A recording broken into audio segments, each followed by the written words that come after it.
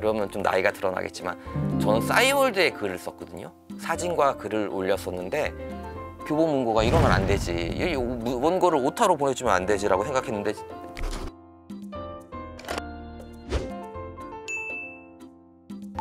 더 나은 글쓰기를 약속합니다. 여기는 써드린 첨삭소입니다. 써드린 첨삭소에서는요, 다양한 글들을 작가가 직접 첨삭해 드리는데요. 저는 오늘 첨삭을 맡게 된 김동영 작가입니다. 반갑습니다. 김동영이라는 이름보다는 생선 작가로 많이 알려져 있는데요.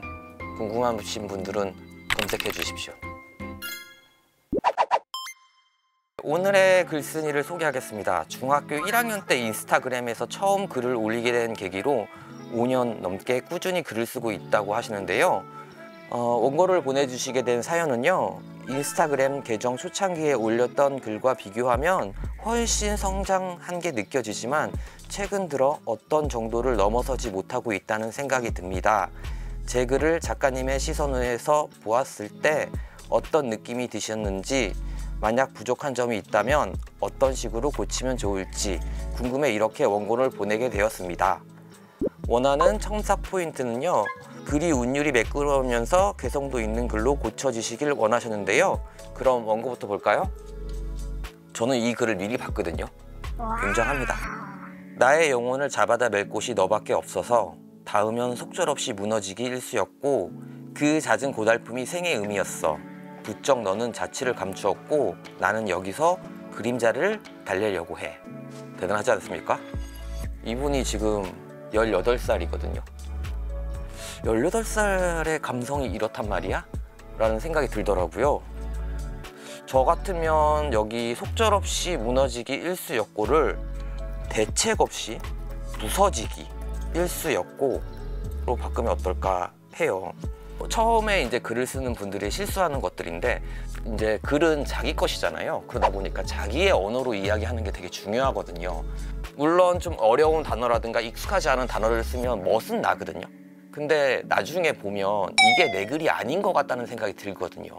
이게 만약에 그 글쓴이님의 표현이었다면 뭐 문제는 없는데, 근데 속절없이라는 표현은 그 사람들이 그렇게 말을 하는 표현은 아니잖아요. 일상 언어는 아니잖아요. 자기가 많이 쓰는 단어와 표현으로 이제 좀 글을 쓰셨으면 좋겠어요. 그 잦은 고달픔이 생의 의미였어.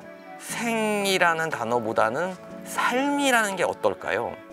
생이라는 거는 차원이나 이렇게 포괄한 게 너무 큰 것 같고, 이게 개인적인 글이기 때문에 한 사람의 삶이 더 좋은 것 같아요. 그러면서 이분이 쓰신 글이 전형적인 SNS에 올라오는 감성글이라고 할 수 있는데, 우선 SNS라는 매체를 이용하셔서 글을 다른 사람들에게 보이고 싶다면 이거를 좀 줄여서 3단락으로 줄이시는 게 좀 좋을 것 같아요. 그래야 보는 분들이 좀 더 글 잘 쓴다, 임팩트 있다 라고 생각하실 것 같아요. 혼자서 글을 쓰다가 결국에는 내 글을 평가받고 싶고 보이고 싶거든요. 그것 때문에 SNS에 글을 올리신 것 같아요. 근데 저도 사실 마찬가지예요. 그러면 좀 나이가 드러나겠지만 저는 싸이월드에 글을 썼거든요. 사진과 글을 올렸었는데, 너도 떠나보면 나를 알게 될 거야 라는 글을 이제 운영하고 있던 미니 홈페이지 싸이월드에 올렸어요. 그걸 출판사 달에서 이병렬 시인님이 보시고 저한테 책을 권해서 책이 나오게 된 거거든요. 저 같은 경우도 어떻게 보면 글쓴이하고 거의 같은 입장이에요. 물론 큰 기회를 제공할 수 있는 게 SNS이긴 하지만 저는 그러기에는 좀 글이 아까운 것 같아요. 그렇기 때문에 차라리 블로그를 하시는 게 어떨까 더 권해드리고 싶어요. 그러니까 예를 들어 이렇게 긴 버전이 있으면 내가 좋아하는 버전 3단락이나 문단만 딱 SNS에 올리시고 나머지는 링크를 걸어서 블로그로 올 수 있게. 왜냐하면 블로그는 또 텍스트 위주의 거기 때문에 깊게 글을 읽을 사람은 보시는 거죠. 그러면서 내 독자나 팬들 더 오고 갈 수 있게. 그래서 SNS, 인스타보다는 저는 오히려 블로그를 여러분들에게 권해드리고 싶습니다. 바다가 아니라 하늘이었지. 닿을 줄 알았건만 신기루였고, 눈물이 밀려와 한 차례 몸을 헤집고 지나가면 남는 건, 그래 남는 건, 오직 남겨져 버린 건. 이런 거 보면 되게 운율이 있어요. 건으로 끝나니까. 아마 쓰신 분은 약간 시의 좀 의미라든가 운율을 살리신 것 같은데요. 저 같은 경우는 이거 되게 매력적인 것 같아요. 남는 건 그래 남는 건 반복이잖아요, 그 앞에. 왜냐면 똑같은 문장이나 의미가 두 번 들어가는 건 좀 그렇거든요. 그래서 남는 건 그래 남았으면 좋을 건으로 고치고, 오직보다 결국 남겨져 버린 건으로 고쳐보시면 좀 더 멋지지 않아요? 근데 이건 제 느낌이기 때문에 그래요. 거대한 바다가 고작 우리를 삼켜버리고 달라질 건 없었단 양, 마치 모래 그랬던 양, 이런 걸로 표현하신 것 같은데요. 저는 맨 처음에 이게 오타인 줄 알고, 아니 교보문고가 이러면 안 되지, 이 원고를 오타로 보내주면 안 되지라고 생각했는데 제대로 다시 읽어보니까 틀린 건 저였습니다. 저는 오히려 이런 거 좀 좋은 것 같아요. 왜냐면 보통 작가들이 시도하지 않은 방법이니까 좋은 것 같습니다.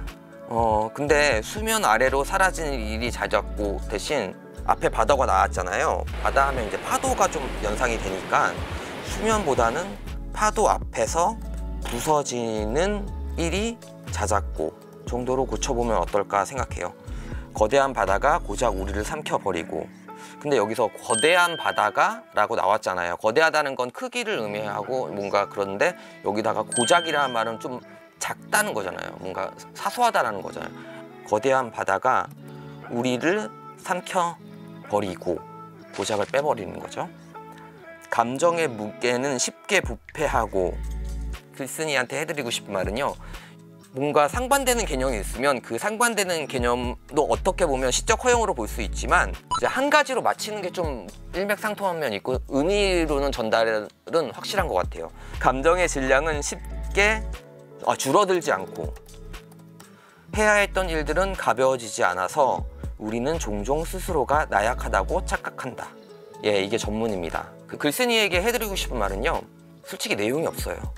무슨 말을 하고 싶은지 모르겠어요. 근데 그게 나쁜 건 아니거든요. 왜냐하면 이미지만으로도 쫙 글을 풀어갈 수 있으니까. 그런데 제가 느낀 건 뭐냐면, 이분이 책을 너무 많이 읽으셨어요.